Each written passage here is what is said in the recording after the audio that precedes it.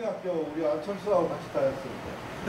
우리 안철수가 아니고 제가 두드러 맞는 거 많이 말려줬습니다. 그래서 제가 형입니다.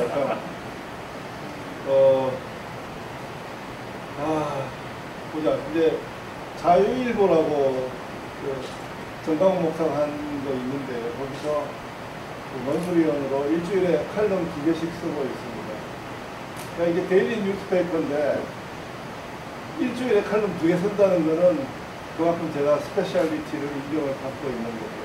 그리고 지난 5년 동안 문재인한테 저항하느라고 열받아서 대한민국은 내전 중이라는 책 1, 2, 3권을 냈습니다. 그 친구가 저한테 해준 거는 진짜 5년 동안 공부 많이 했습니다. 우리 이영준 교수님 덕분에 이제 이런 모임도 참석하고 그 다음에 발표도 몇 번 했습니다. 국제정치 조금 정리를 해주면 우리가 현실적으로 절대 변치 않는 상수가 3개가 있습니다. 국제정치에. 하나가 뭐냐면 지정학입니다. 우리나라 달랑 들어가지고 아프리카나 남미 가면 우리가 아마 거기 다 잡아먹을 거예요. 그런데 우리가 그렇지 못하잖아요. 그러니까 4개 강대국 안에 딱 그 안에 있는 지정학입니다. 두 번째가 뭐냐면 국제사회는 큰 나라와 작은 나라가 있습니다.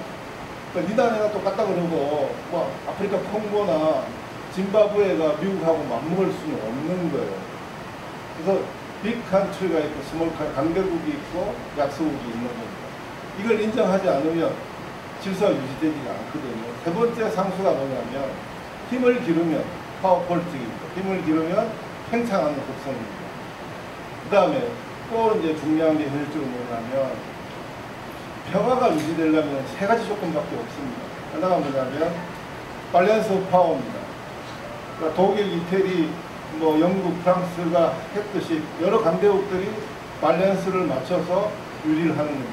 두 번째가 뭐냐면 지금 우리 이영준 교수님이 말씀하신 패권 안정입니다.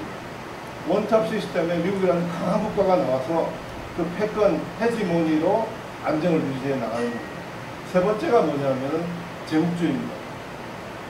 지금 물론 국가는 여러 가지 속성을 갖고 있어요.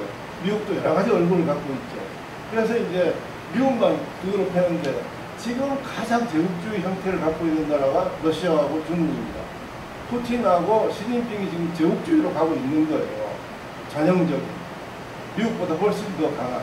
근데 이제 사람들은 이제 미국에 대해 여러 가지 얼굴을 하고 있으니까 제국주의다, 백권주의다, 이렇게 하는데 미국 내에는 자유주의, 니나네나 똑같다.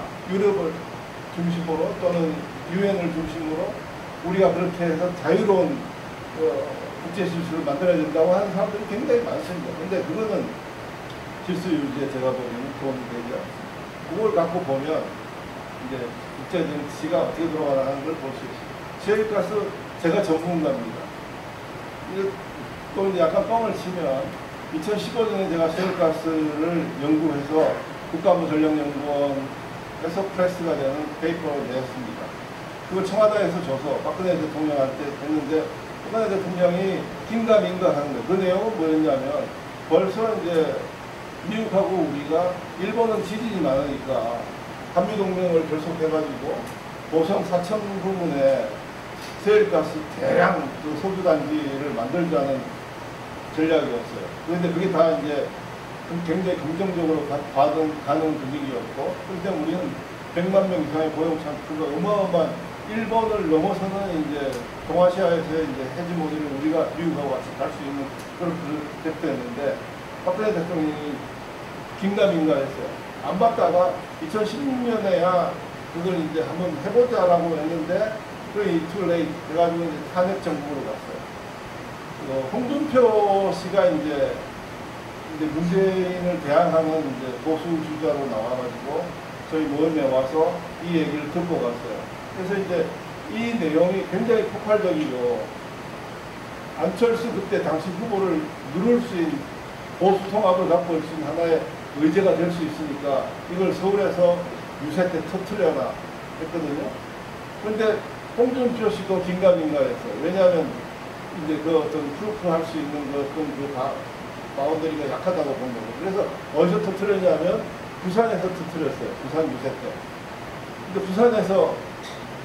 그게 올라오질 않는 거예요. 그래서 이제 그 캠프에 이제 도와줄 수 있는 사람을 이동호, 조성환, 그 다음에 이강호 3명을 보내가지고 했는데 안철수하고 뭐 경합하다 보니까 문재인한테 정권을 넘겼어요. 문재인이 정권을 5년 갖고 있으면서 어떻게 됐습니까? 대한민국을 자살하도록 만들지 않았습니까? 지금도 엄청난 사회적 진치와 성역화를 갖고 지금 이재명 저렇게 맹랑하게 구는 거 보세요. 뭘 믿고 저럴까요? 그게 그만큼 이제 있는 겁니다. 그래서 이제 그런 건데, 그래서 이제 바이든이 되면서 세일가스도 이상하게 되거든요. 그래가지고 이제 무슨 이런저런 해가지고 그 타이밍을 놓쳐가지고 지금 푸틴이 이제 석유 헤게모니를 잡고 지금 움직이는 이런 굉장히 위험한 시기가 됐습니다. 제가 보기에는 1648년 웨스트팔렌 조약 국제 사회가 만들어진 이후로, 그리고 프랑스 혁명 이후로 1차 대전, 2차 대전, 그 다음에 미국이 움직일 수 있는 하나의 세계적인 어떤 그 바운더리가 됐는데, 미국이 너무 민생, 경제 위주로 가다 보니까 중국이 부상하고 소련이 다시 러시아가 제국주의로 가는 현상이에요. 지금 어마어마한 또 위기가 닥쳐오고 있거든요. 이 위기 속에서 우리는 지금 끼어있는, 강대국 속에 끼어있는 국가인데 굉장히 그 모멘텀을 상실한 면이 많습니다. 그래서 이제 똑바로 차리고 제대로 하지 않으면 굉장히 위험한 시기가